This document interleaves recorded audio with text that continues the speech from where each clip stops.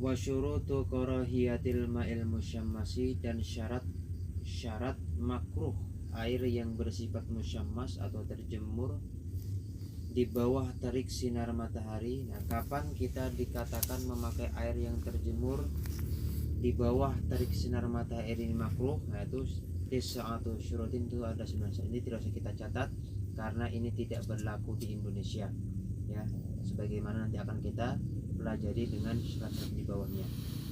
Fa idza ikhtalla syaratun minha, maka apabila kosong satu syarat saja daripada yang 9 macam tadi, zalatil karahiyatu, hilanglah bentuk kemakruhan tersebut atau hukum kemakruhan tersebut.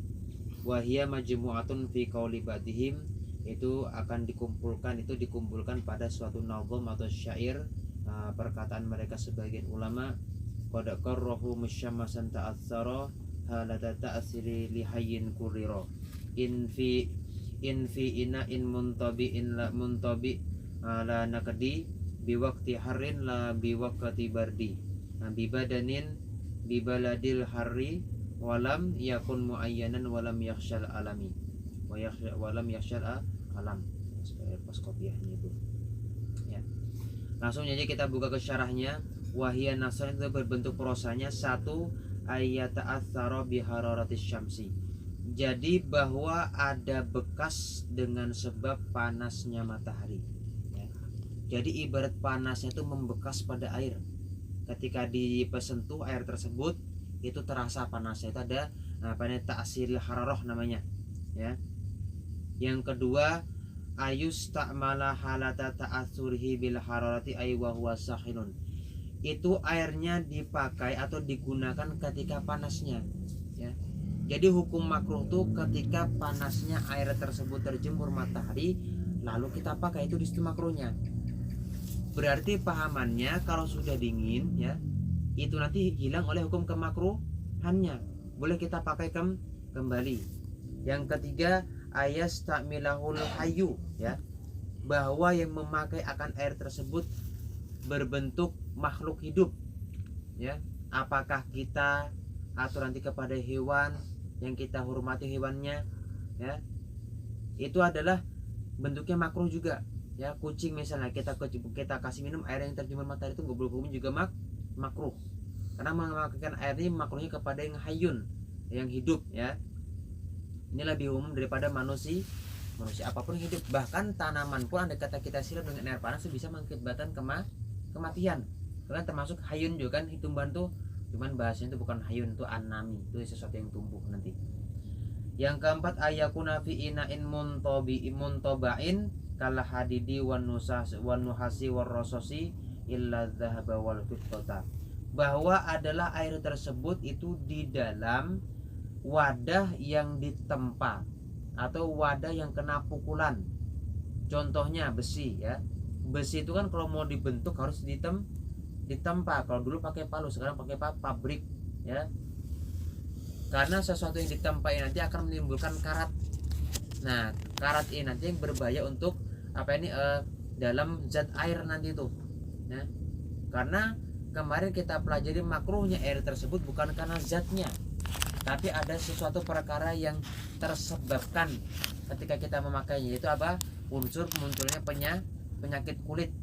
Nah, jadi bukan karena airnya yang kita jemur matahari tadi, tapi karena ada dampak penyakit kulit yang tersebabkan oleh air yang terkena matahari. Jadi syaratnya harus air tersebut itu di dalam bejana atau wadah yang tertempa, apakah itu besi atau nuhas tembaga atau rosos. Nah, rososnya model kayak yang model kayak besi-besian, stainless ke apa tuh kan ya kan. Illa dhahaba wal fiddata, lain dhahab, emas dengan fiddah, perak. Nah, kalau air tersebut di dalam batu wadah emas atau perak atau dilapisi emas atau dengan perak, itu nggak apa-apa, karena emas dan perak ini bentuknya murni ya, tidak ada emas karatan yang ada. Nah, itu kan ada emas karatan palsu, ini kata karatan bukan itu.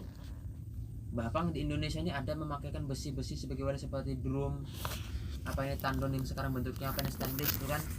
Nah, itu di Indonesia ini iklimnya tropis ya. Tidak seperti di Arab, makanya nanti akan ada syaratnya itu pada negeri yang bersangatan panas. maksudnya negeri yang memiliki dua cuaca, musim panas dengan musim dingin. Kalau kita kan ada musim kemarau dengan ditambah musim hujan, 5 tambah dengan pancaro, karena iklim kita tropis ya. Jadi berlakunya hukum kemakruhan memakai air yang dipanaskan matahari apa? Ini di negeri yang memiliki dua iklim, di musim panas dengan musim dingin. Jadi kalau air itu di musim panas di dalam bejana yang tertempa itu hukumnya makruh. Di Indonesia mau pakai di batu apa nih? Drum kah? Silahkan aja. Cuman dari ditinjau daripada segi kedokteran ya, memang segi hukum tidak makruh memakainya apabila air tersebut telah terpanaskan dalam bejana yang batu yang dipanaskan, maka itu sudah tidak layak untuk dipakai ke kulit. Itu secara ilmu kedokteran. Tapi kalau dipakai bang tidak makruh lagi bentuknya ya. Jadi andai kata kita tinggalkan itu tidak kalau kita tinggalkan tuh andai kata tidak makruh tadi tidak mendapatkan pahala hukum yang mubah. Tapi kalau kita tinggalkan karena takutan menjaga diri daripada kulit rusak, itu hukum jadi sunnah nanti. Karena itu ada unsur daripada maslahat ya. Karena kita dalam Islam ini dikumpulkan sebagai undang-undang diri itu atau per individu ada 5 macam ya. Ini yang harus kita jaga keseharian kita, yaitu nanti namanya al-maslahatul mursalah ya. Ini dibentuk menjadi ada 5 macam, yaitu ada hibzuddin, yang pertama itu nanti kan memelihara agama. Ini wajib kita hukumnya. Apapun sesuatu itu kalau sudah berkaitan dengan memelihara agama itu hukumnya wajib ya. Yang kedua adalah hibzun nafsi, memelihara diri. Makanya kita boleh membunuh orang demi memelihara contohnya ada rampok masuk ke rumah kita bawa senjata tajam lalu kita tembak dan mati di tempat, itu kita tidak dikatakan membunuh seseorang karena kita ada unsur pada hibzun nafsi, memelihara diri sendiri. Itu harus kita jaga. Setelah itu ada nanti yang namanya hibzul mal ya, menjaga harta. Itu kewajiban kita tuh ya. Habis itu ada hibzul ayal, nanti itu memelihara istri atau keluarga. Yang kena terakhir hibzul irdi, memelihara puji celah. Nah masuknya tadi ini kita menjaga kulit kita supaya tidak rusak, kita udah masuk ke hibzun nafsi. Apapun yang merusak akan anggota tubuh kita ya, itu adalah andai kata kita lakukan itu akan berdampak hukumnya haram minimal makruh ya. Jadi kalau kita tinggalkan ya, misalnya nih kan takutan ya, kita divonis dokter punya penyakit misalnya kencing manis atau diabetes ya. Diabetes itu biasanya mengurangi makanan yang mengandung gula ya. Kalau kita sudah tahu diabetes kita tinggi lalu kita tetap makan banyak gula-gula, itu minimal makruh hukumnya itu. Kalau sampai membawa kepada kematian itu biasa hukumnya haram. Itu dipandang secara mudarat per masing-masing. Tapi kalau nikah makan gula kadar banyak silahkan aja. Makanya kayak di sini kan khilafiyah masalah rokok nih kan, apakah rokok ini memudaratkan kepada sang penghisap atau tidak? Itu kan kuncinya kan. Ada yang mengatakan haram mutlak ya, ada yang mengatakan mubah ya, boleh-boleh saja. Tapi sesuatu yang tepat kena sasaran adalah itu dilihat pada individualnya. Karena hukum ini bergantung kepada mukallafnya ya, karena hukum taklifi pembebanan itu pasti tergantung daripada segi si mukallafnya ya. Karena mafsadah nanti apakah nanti akan beresiko kepada si mukallaf tadi atau tidaknya. Apakah mengandung maslahat, maka itu menjadi sebuah hukum boleh. Apakah mengandung mafsadah kepada resiko, itu akan mengandung unsur tidak boleh ya. Kalau ngisap rokok ya nggak apa-apa ya silahkan, nggak kita katakan haram. Makruhnya di mana?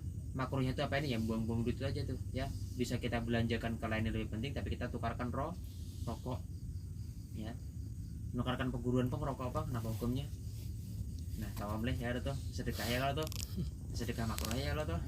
Nah kalau ada ya tuh tetap hukumnya sedekah, karena kita nukarkan manfaatnya untuk orang lain itu kan, rokok itu perguruan ya kan. Nah adapun orang yang menghisap rokok ya, tapi dia akan mendapatkan mudaratnya atau resikonya, itu berhukum menjadi haram. Makanya resiko rokok ini ditanggung per orang, nggak bisa kita pukul rata. Pokoknya rokok haram, nggak bisa kita ratakan. Atau pokoknya rokok halal, nggak bisa kita ratakan, ya. Makanya MUI nggak bisa standar apa itu menghalalkan secara apa ini universal keseluruhan, karena itu rokok ini apa ini andai kata emang MUI itu mengharamkan, mungkin rokok nggak dijual di Indonesia. Contohnya miras kemarin undang-undangnya mau dikeluarkan surat kalau Pak Hilman telah tempat Anies Baswedan itu ada keluarkan undang-undang apa ini tentang minuman keras. Nah itu izin MUI dulu, tapi nyatanya rokok masih beredar di Indonesia. Ini menunjukkan bahwasanya rokok itu tidak mutlak secara halal dan tidak mutlak secara haram, tapi hukumnya itu terperinci, ya. Kalau yang pemakai itu mengandung resiko, ya jangan dipakai, itu hukumnya haram nanti, minimal makruh. Kalau nggak ada resiko ya silakan, boleh saja. Manfaatnya misalnya seperti mengusir nyamuk atau karena ini untuk berjaga malam bagi orang yang kerja di malam hari, itu boleh-boleh aja, asal tidak membawakan resiko yang membawakan diri. Berkembali kepada pembahasan kita, itu hibzun nafs itu wajib, ya, menjaga diri itu hukumnya wajib, ya. Sama dengan hal ini air tadi, ya, kita dimakruhkan memakai air yang terjemur di bawah terik matahari langsung, di wadah dengan tempaan, dan di negeri yang beriklimkan panas, ya. Ini karena ilatnya atau alasannya bukan karena airnya terjemur matahari, tapi jadi makruh itu kenapa? Mengandungkan atau membuahkan resiko dampak negatif di permukaan kulit, yaitu tertahannya darah mengalir ke ke pori-pori nanti itu. Akhirnya apa kena tuh? Kulit itu jadi belang, ya. Darah itu nggak lancar kena tuh. Kan kada baik kalau pano aja sudah kita taruh ya tuh. Habis itu kan apalagi besar belang sama sekali itu. Nah, itu kan itu kan tercela kayak itu. Ya, baik, kita lanjutkan. Yang kelima syaratnya ayakuna fi waqtin harin, ya. Yaitu pada waktu yang bersangat, yaitu musim panas intinya, ya. Nah, yang kesembilan, yang keenam ayustamala fil badani la fis sabid, dan itu dipakaikan langsung yang berkaitan kontak dengan badan. Air tersebut dipakai untuk badan. Kalau kita buat untuk nyuci, ya, asal tangan kita nggak kena air tersebut, ya silahkan aja, ya. Misalnya kita ngerendam baju pas gak ingat di luar kan kena panas mata, itu silahkan dipakai, karena itu tadi apa ini tidak kontak badan dengan kita. Yang ketujuh ayakuna fi kutrin naharin, itu harus berada di negeri yang panas, ya. Kal Hijaz, seperti Hijaz, ya, Makkah, Madinah, ya, Syam, itu kan panas, ya. Negeri-negeri Eropa itu kan yang barat tuh kan, wa Hadramaut, dan negeri Hadramaut, ya. Yang kedelapan Allah yata'ayyana bi an wujida ghairu. Nah, ini catatan kita. Makruh itu ketika kita mendapatkan alternatif, ya, atau ada stok air yang lain, ya.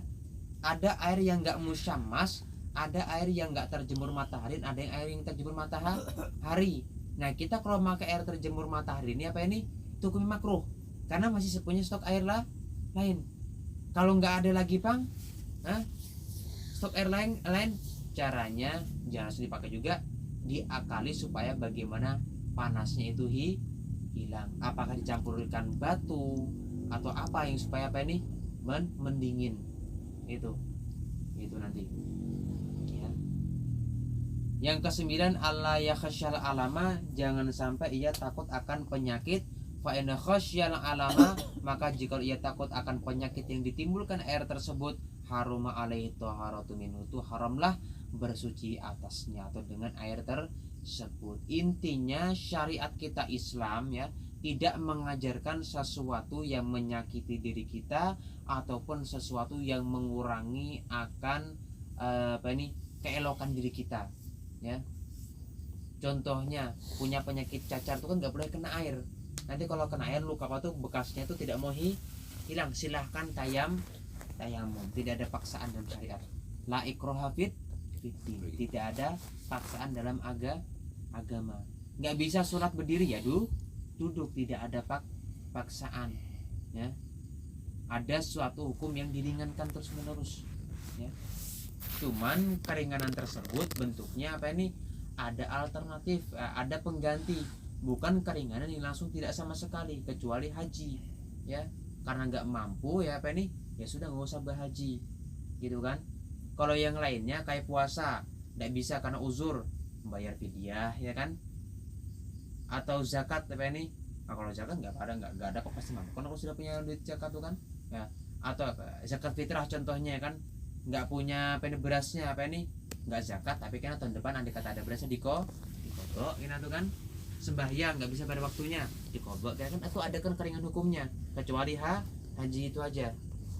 Nah inilah hebatnya syariat Islam, tidak membebani itu ya baik ya. Jadi kalau apa ini musyamasnya tidak apa ini tidak ada di Indonesia. Cuman dari segi kedokteran, air yang bercampur dengan tagar besi itu sudah dihukumkan tidak sehat. Itu tidak kita jauhi juga. Lepas daripada hukum, tapi kena pada alasan. Hukum itu kan makruh. Kenapa? Karena musyamas. Lalu kita ketemu dengan air yang bercampur dengan karat besi.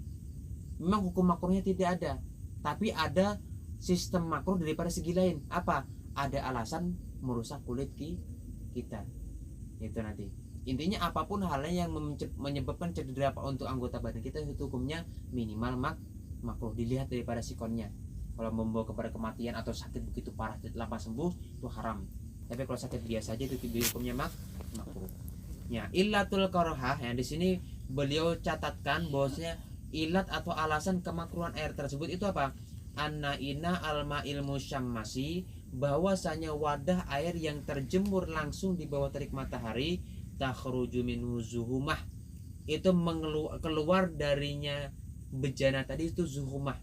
Ini tagar-tagar atau karat-karat ya, turisul barosa, yaitu yang mewariskan atau yang berdampak penyakit baros, celak ya, belang ya. Kalau panu itu kan masih kelihatan darahnya tuh, kalau belang ini sama kayak tulang putihnya tuh, itu namanya apa tuh, baros. Di Indonesia ada sebagian tuh ya, ada kita jumpai itu kan, lahir di Indonesia tapi punya penyakit boros tadi itu. Lalu di sini ada sebuah kaul mukhtar ya. Kalau bahasa kita tuh kaul pilihan. Ibaratnya nanti andai kata ketemu kita kan sudah belajar di mazhab kan, Imam Syafi'i tidak ada mengatakannya, atau bahkan hukumnya berlawanan nanti ya. Imam Abu Hanifah, Malik dengan Ahmad nggak ada. Lalu ada penerus generasi mazhab yang mengeluarkan sebuah pendapat ya, dan pendapat tersebut diakuinya bahwa pendapat ini lebih baik ya. Itu namanya qaul mukhtar. Makanya dulu tuh dicatatkan guru tuh qaul mukhtar itu ya, itu lemah daripada segi mazhab tapi kuat daripada segi dalil. Untuk pengamaliannya boleh. Apa qaul mukhtar Imam Nawawi? Waqtaron nawil al Imamun Nawawi ya, telah berpatu memilihkan kaul Imam Nawawi ada mal karohati, tidak makruh ya, lidha fi ma warda fi dzalika, karena hadis yang datang tentang demikian itu masalah musyamas tadi itu hukumnya apa ini lemah, kata Imam Nawawi, Muhyiddin bin Syarafin Nawawi nama beliau. Nah, itu ya. Makanya fikih nih ya, ini perlu dipatok kuat-kuat fikih itu. Mamin amin ila wa khussiso, tidak ada hukum yang secara mengumumi kecuali ada yang dikhususkan ya. Semua orang ada menghalalkan, pasti ada sebagian yang mengharamkan. Semua orang ada yang mengharamkan, pasti ada sebagian yang mengharamkan. Itulah patokan ilmu fikih. Buktinya musyamas tadi. Pembicaraan awal kita apa tadi itu? Makruh, tapi ditutup dengan pendapat Imam Nawawi kuat, itu tidak itulah fikih. Makanya fikih ini jangan jadi problem di masyarakat. Mau pakai kunut kah enggak ya terserah ya. Mau witir langsung 3 atau 21 terserah. Mau tarawih 20 mau atau 8 terserah. Ya, itu fikih ya. Cumannya kalau di Indonesia sudah memiliki suatu organisasi atau asosiasi untuk memimpin atau mewakili sebagai fatwa agama Indonesia, kita harus taat. Kalau MUI menfitwakan ini halal ya halal ya. Kalau MUI menfitwakan ini haram ya haram. Itu patokan kita, nggak boleh bikin hukum karena ada suatu undang-undang raf'ul hakim apa itu hukmul hakim raf'ul khilaf, keputusan dari mahkamah ahli hukum kita misalnya MUI ya kan, itu raf'ul khilaf, menghilangkan akan perselisihan ya. Jadi kemarin ada perdebatan zakat ke pondoknya apa hukumnya. zakat ke masjid apa hukumnya? Tanya MUI.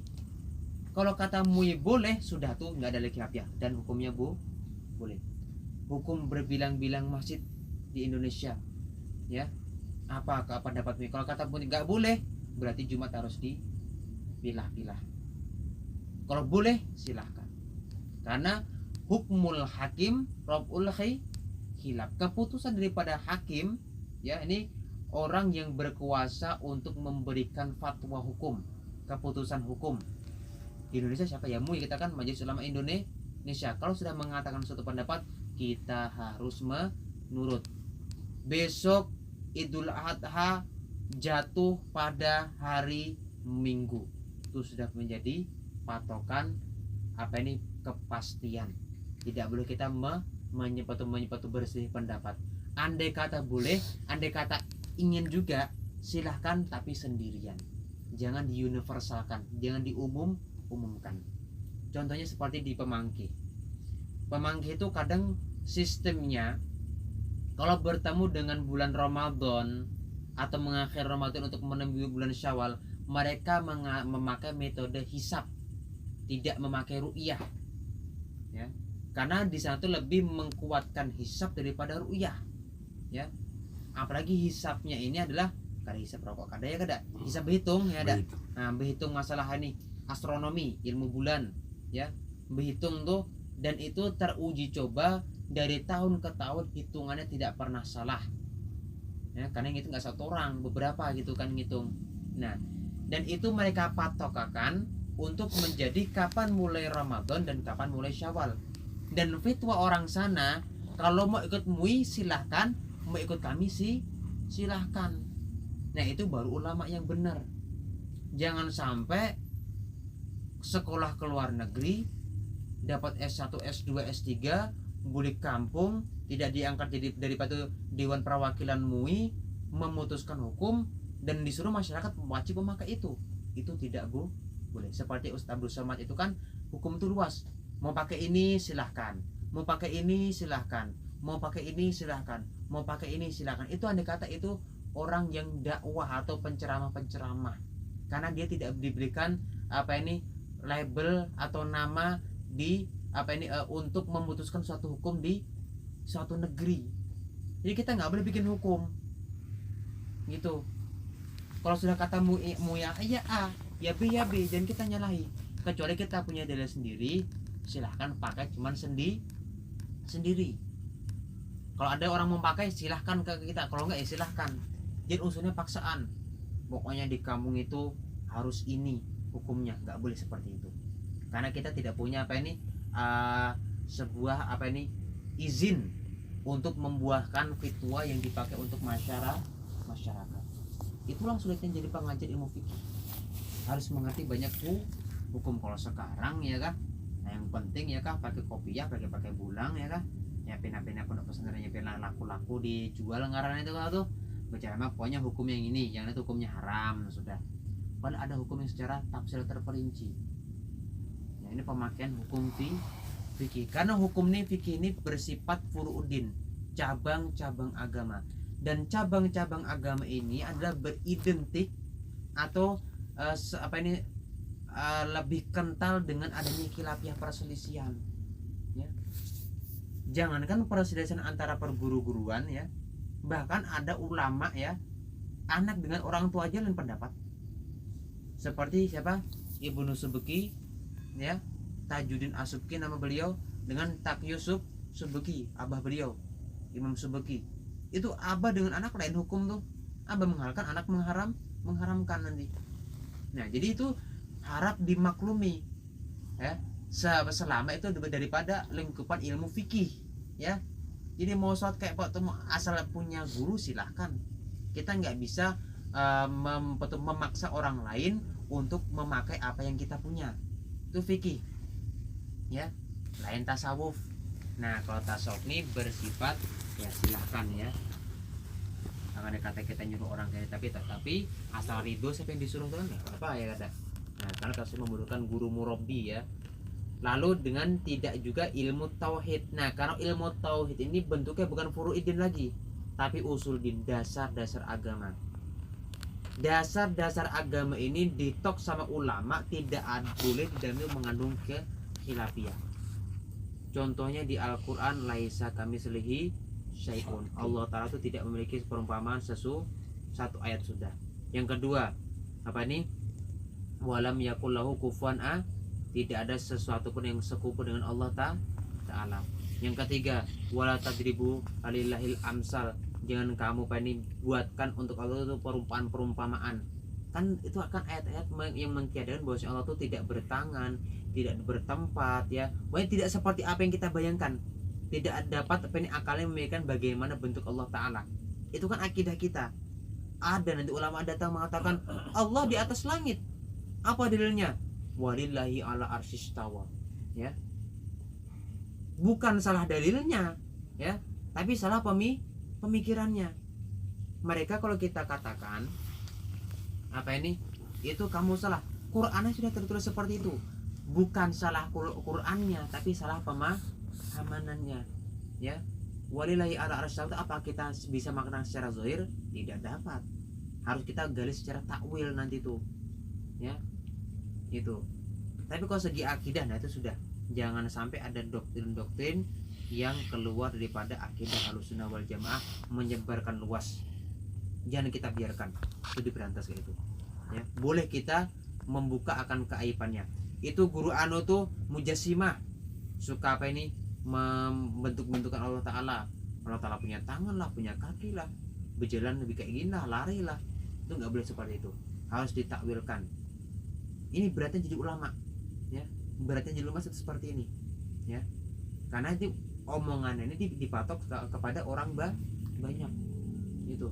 Nah, makanya kalau ilmu akidah nggak boleh ada perselisihan pendapatnya. Ngaji kita sudah sifat 20 sudah tamat, ya sudah cukup aja itu.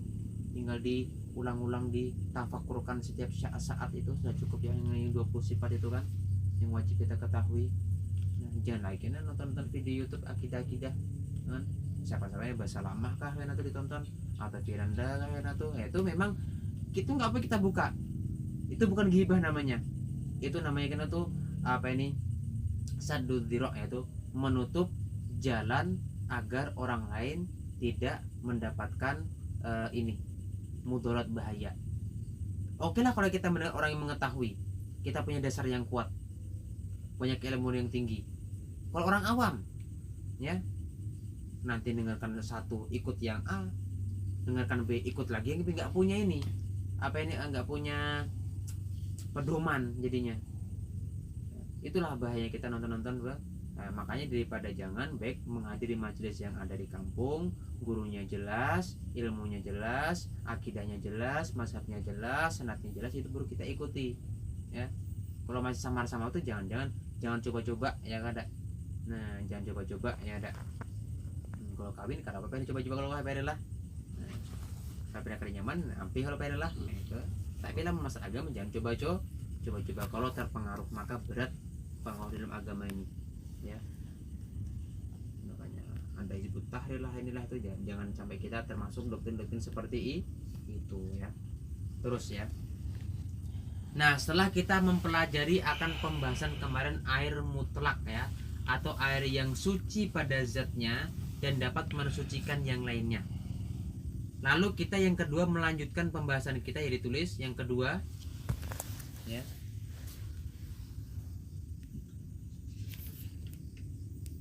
Yang kedua, suci pada zatnya, tidak menyucikan bagi yang lainnya.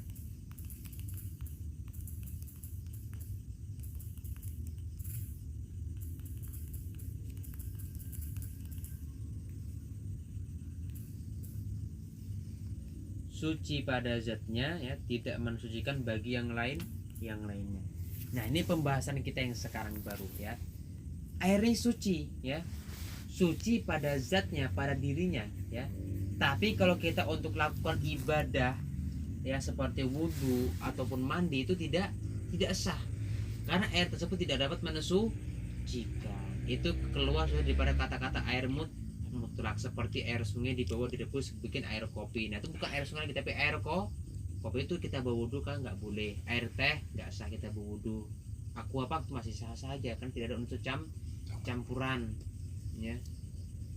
Habis itu air apa banyaknya kan ada itu. Yang penting selama air itu tidak berubah dan perubahan itu tidak secara alami itu nggak apa-apa ya. Kalau di sumur ada air berubah cuman gara-gara lumut itu nggak apa-apa, pakai aja itu karena tapi kalau kita masukin lumut berubah, nah itu nggak boleh karena itu tidak alami, ada unsur kita sendiri ya. Nah tuh. Nah lalu ya, sebagian air yang suci tapi tidak dapat mensucikan itu adalah mustakmal, wa minhul mustakmal. Sekarang kita akan membahas panjang lebar tentang arti dari air mustakmal ya. Coba makna mustakmal ya, boleh dicatat ya. Makna air mustakmal.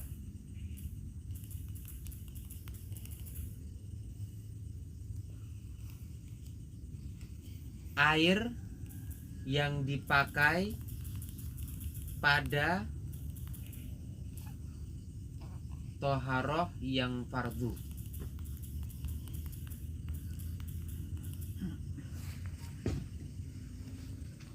Air yang dipakai pada toharoh yang fardu. Nah itu air mustakmal namanya ya. Dari segi terjemah aja mungkin sudah paham kan tuh kan ya. Air yang dipakai pada toharoh yang fardu itu kan sudah jelas. Coba kita perjelas lagi. Jadi ini air ya. Jadi mustakmal masih bentuknya air. Cuman air yang telah terpakai ya. Bahasanya telah terpakai ya, bukan sisa terpakai ya. Beda kan telah terpakai dengan sisa pakaian ya. Makanya nanti ada yang namanya waktu air mustakmal, ada yang namanya air wadu ya. Ada wadu, ada mustakmal. Kalau mustakmal ini kita pakai ke kulit, jatuhan air itu namanya mustakmal. Kalau wadu kita wudhu di ember ya, itu bisa kita sudah selesai, nggak patut kita sudah selesai berwudhu, airnya sisa itu namanya bukan mustakmal, tapi air wadu, air sisa wudhu. Ini masih hukumnya mutlak, suci mensucikan ya. Jadi yang namanya mustakmal itu basuhan pertama, basuhan fardu ya. Kalau di wudhu basuhan muka pertama kali itu jatuh fardu. Sudah jatuh tuh baru kita mau cuci langsung ke ember nggak apa-apa, karena ini sudah fardunya gugur. Basuhan kedua itu Nah air bekas basuhan sunnah itu tidak dinamakan air mustakmal. Apalagi basuhan ketiga.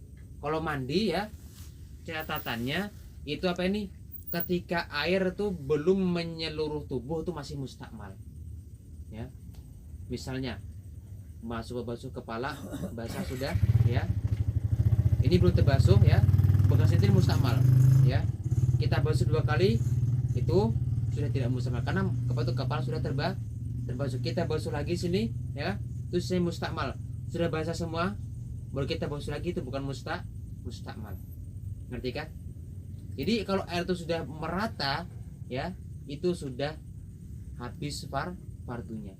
Ibarat tuh fardunya sudah terangkatkan. Ini tuh.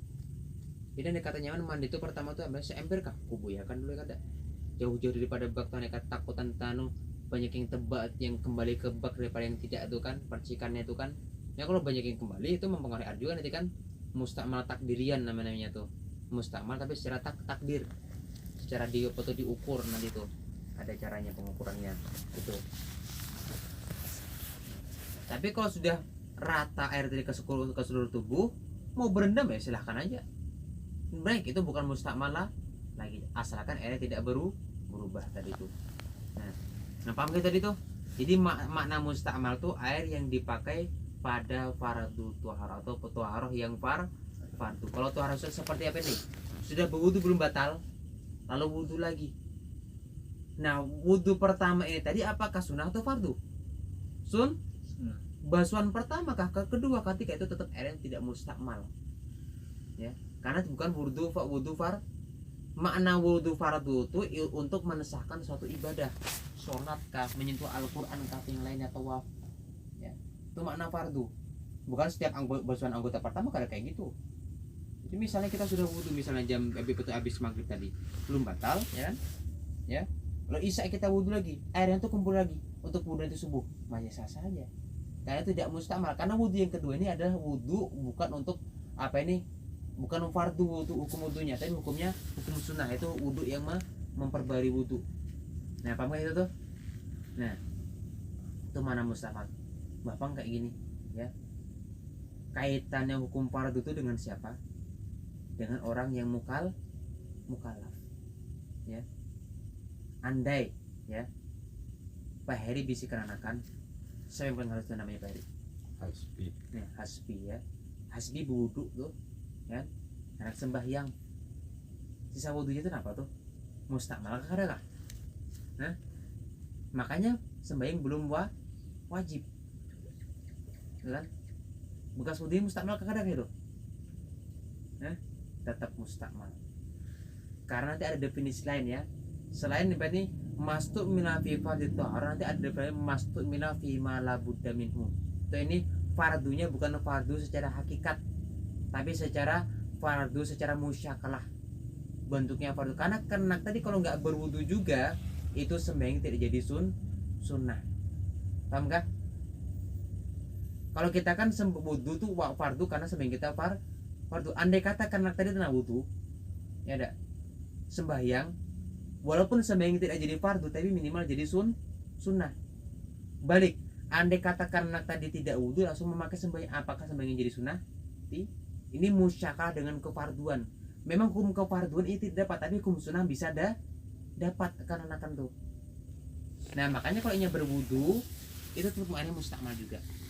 Wudu pertama, kalau wudu memperbarui itu nggak apa-apa lagi, tetap hukum seperti kita kiaskan kepada orang yang dewasa lagi seperti itu. Paham gak itu? Ya karena itu bukan tarifnya, bukan masuk yang fi tapi masuk mila fima la budda minhu itu. Dipakaikan air kepada yang tidak boleh tidak harus dengan itu. Karena sembahyang wajib pakai wudu, jangan menyuruhkan akan sembahyang ada wudu lah. Hukumnya haram kena tuh kita menyuruh tuh. Tetap kita dapat pahala atau pahala haram ya, dosa. Atau dapat dosa menyuruh anak sembahyang tanpa berwudu, itu hukumnya dapat dosa juga kita. Itu tadi. Karena lazim sembahyang ya wudu ya sembahyang. Walaupun karena tadi belum ada hukum taklif, hukum pembebanan, belum balik kan? Nah itu tadi. Paham tadi itu? Nah terus ya. Lalu syurutul ma'il mustakmali arbatun. Nah, bisa dicatat ya. Syarat-syarat air mustakmal 4 ya. Syarat-syarat air mustakmal 4 macam atau 4 gitu aja.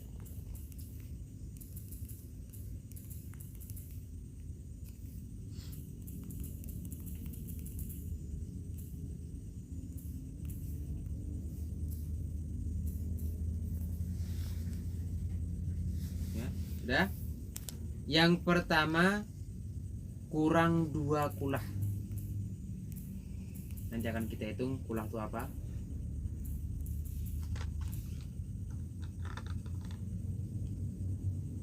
Kurang 2 kulah. Yang kedua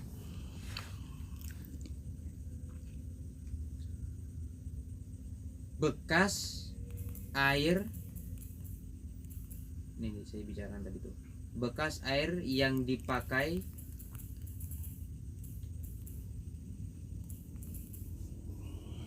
kepada sesuatu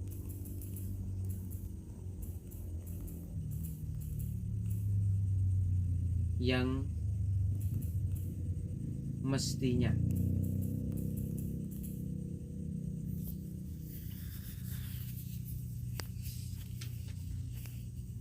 Yang ketiga,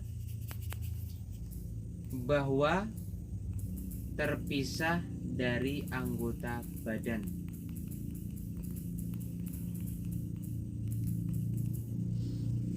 Yang keempat, nah ini kemarin pertanyaan Mas Jamil kita simpan ini, tidak berniat mencebok atau mengambil air.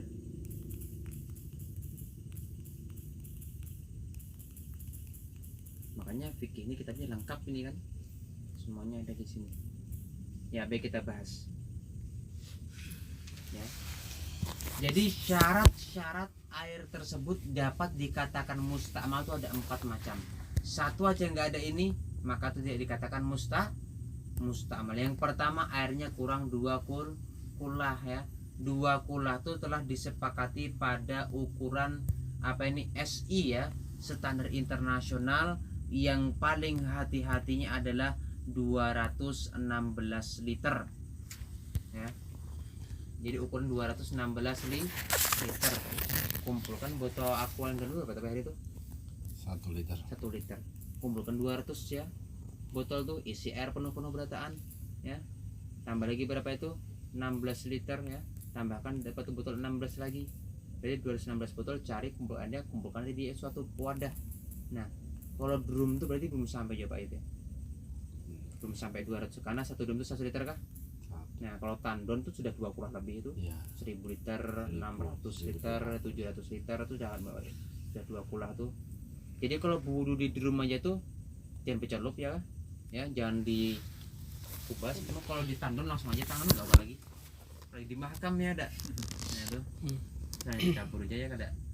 Nah jadi catatan 2 kulah ada 216 liter itu. Ada yang mengatakan 186, ada yang mengatakan 200 pas, bahkan ada yang mengatakan 150 liter. Nah itu 150 ya liter. Nah cuman kita matok yang utama-utama 216 liter ya. Itu nanti. Yang kedua itu syaratnya apa?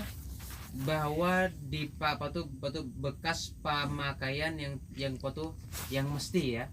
Intinya tuh bekas pemakaian yang mestinya ya. Intinya air dipakai kepada suatu pencucian yang tidak boleh tidak dengan kepadanya, seperti wudhu. Wudhu itu kan tidak boleh tidak ya, sesuatu yang mesti untuk melakukan sembahyang itu, maka jadinya mustakmal nantinya, walaupun yang memakainya karena kenakan. Mandi gitu juga ya, ada untuk mensahkan sembahyang ya. Itu sudah tadi penjelasannya kan ya. Ya itu fardhu toharoh ya kan, rofil hadasi awizatin najisi itu. Terus yang ketiga termasuk mustakmalnya menghilangkan najis. Pemahamannya seperti ini ya. Ini kan najis ya. Pertama najisnya kita hilangkan dulu. Ini namanya izalatun najasah ya. Jadi ini najis ya. Kita hilangkan najisnya itu namanya izalatun, itu menghilangkan najisnya. Untuk mensucikannya, ini belum suci lagi nih. Misalnya ada di lantai ada tai ayam ya, jangan langsung disimbur air, lebar nanti itu najisnya tuh kan. Bersihkan dulu tai ayamnya, kering sudah tuh kan, nggak lagi bentuknya tuh kan, baru disimbur air. Ini namanya baru mensucikan bekas najis. Nah air yang sekali siram tadi itu mustakmal ya. Yang kedua itu tidak mustakmal lagi. Paham gak tuh? Montai cicak itu sudah umur baru durut gak apa-apa tuh, langsung pel aja nanti gak apa-apa. Nah, kelahi kaum ya kan difitwakan sama perguruan, bah lamun kau tai cacak tuh najis langsung dipel aja. Mun kayak itu kami gaji sebulan 1.500.000 kada cukup jadinya. Nah, namun setiap dapat tai cacak kena ambil kasih air, hanya air dilap. Ya, kalau masjidnya kayak apa ini, Darul Najah ini halus ya, Masjid Al Iman ini harus ya kayak Islamik tuh. Butuh berapa ribu kaum tuh membersihkan tai cacak di masjid itu. Dan makanya tai cacak itu termasuk sesuatu yang kena hukum dispensasi keringanan hukum. Kalau di Mekah tuh kada ada cicak apa tapi tai burung dara. Itu langsung aja sama buan apa nih, kebersihan tuh langsung di pel aja tuh. Ya. Ya kalau tai cacak tuh kada apa, langsung aja sapu langsung dipel. Ya. Karena itu sudah sulit mengatasinya. Ya. Ad-darurat tubihul mahdurat. Sesuatu yang yang sudah darurat kena ya kan, karena kalau di atas itu membolehkan apa yang dilarang ya. Kalau sini tai burung kurang ya kah, kalau tapi tai cicak tuh banyak gitu. Jadi fitwakan kaumnya kada gaji sebulan 1.500.000 ya, dan bersihkan masjid. Kalau tai cicak kena ambil dulu najisnya, semprot belakangnya, ada lagi bang ambil cicaknya, semprot lagi tuh, seharian gawe itu aja kan tuh. Bersudah boleh kan masih ada kan jatuh tai cicaknya tuh. Nah itu ada kawan kayak itu, langsung aja sapu, langsung pel aja. Sama di sajadah tuh, gugur tai cicak, lamun kita di rumah bisa ditapas sajadah kayak gini. Masjid, ayo pacan saban melondri kan, marilah. Nah kalau merasa jadi panjang gitu, maka tepat bahasanya ini tuh langsung aja ambil aja tuh, sudah suci sudah tuh, nggak usah lagi ditapas-tapas tuh. Nah itu keringan daripada Allah Subhanahu wa Ta'ala ya. itu tadi. Yang ketiga, airnya terpisah daripada anggota badan. Jadi kalau kita kayak ini nah, membasuh tangan, tak ya, ambil airnya atau di keran tuh nah, ya, ambil airnya, kan air itu kan jatuh ke tangan kan. Selama air tadi masih di atas tangan kita, itu belum dikatakan mustakmal. Kalau sudah kita teteskan terpisah, nah itu baru mustak. Makanya wudhu alirkan sudah cukup.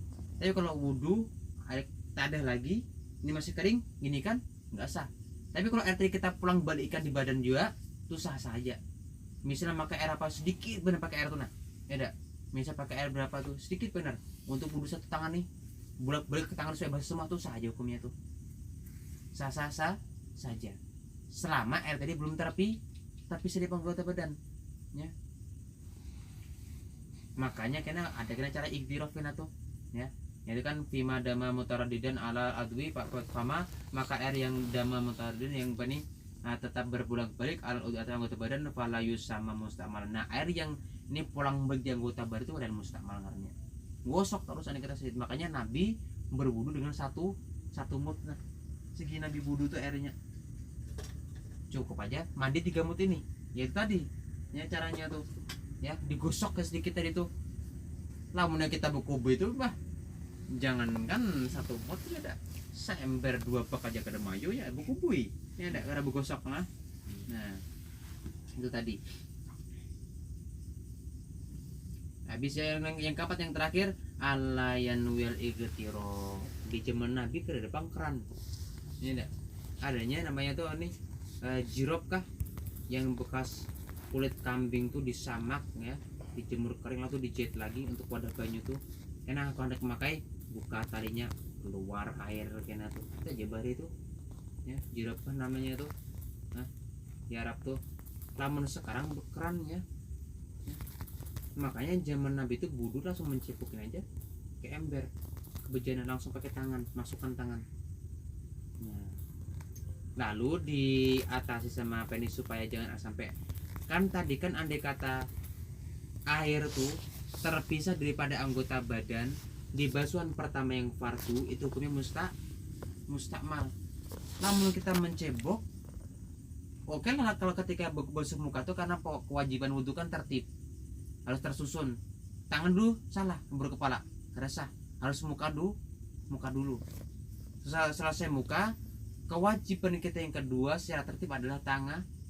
Apakah tangan kanan atau tangan kiri? Cuman sebenarnya pakai tangan kanan dulu, ya.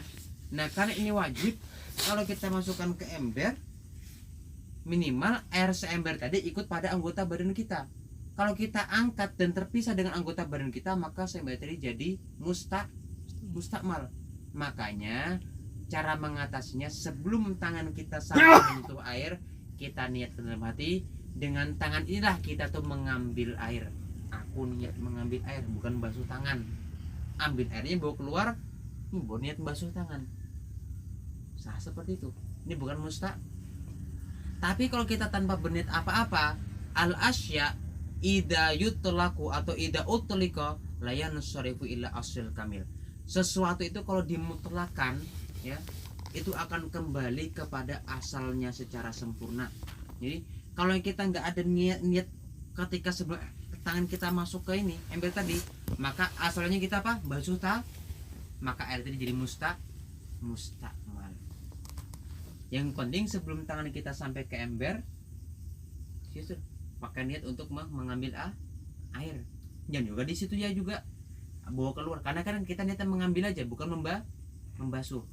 Ya, kalau tangan kiri ambil pakai, kan tangan sudah suci kan, ambil pakai tangan kanan, taruh sini, bawa digosokkan.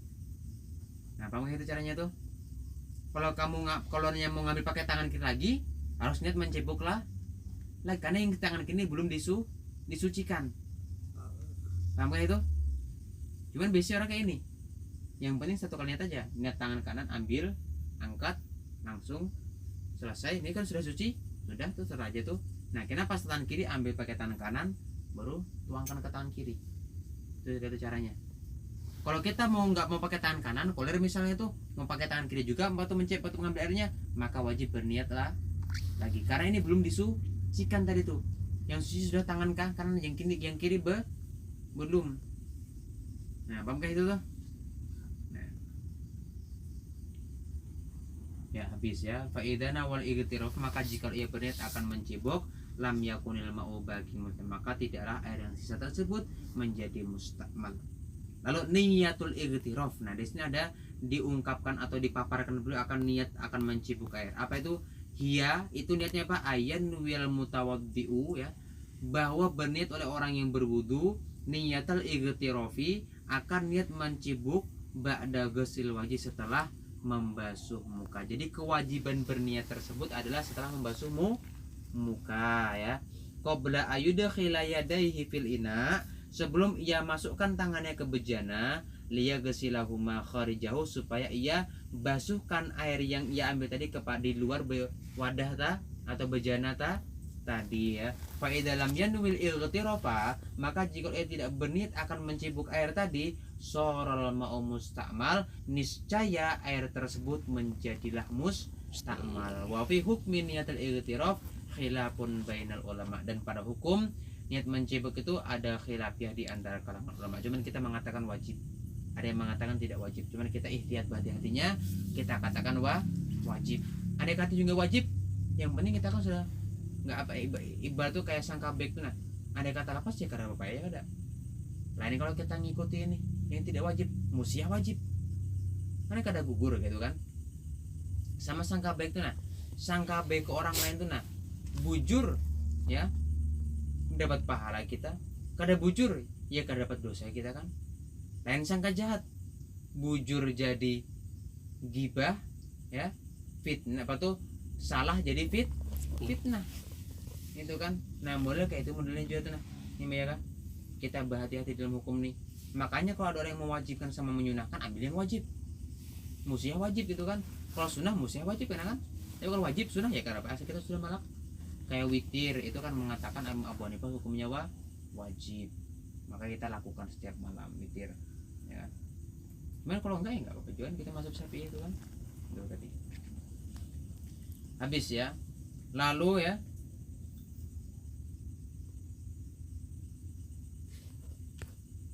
nah kemudian kita akan bahas apa ini, hukmul ma'il mutlaki idza taghayyara bi syai'in. Selanjutnya ini akan panjang lebar nih, karena kalau kita pakai sini karena paham lah ya.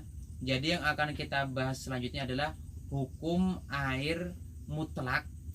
Apa air mutlak kemarin tuh?